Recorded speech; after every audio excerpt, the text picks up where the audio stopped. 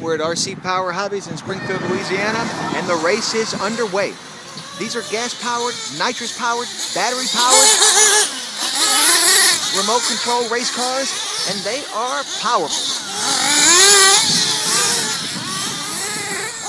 You got all the action of a real race here on a scale about 300 times smaller. Each one of these vehicles is about 8 to 10 pounds. As you can see, there are pit crews set up. These guys are serious about their racing. Here we go. Wow,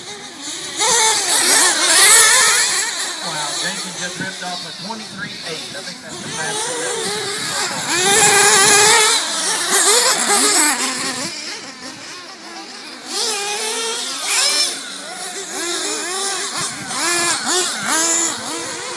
They're on the straightaway, coming around the backside.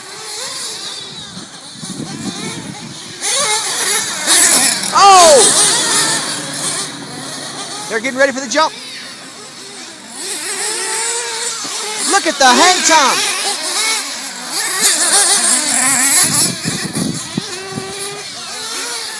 It's a battle for first and second.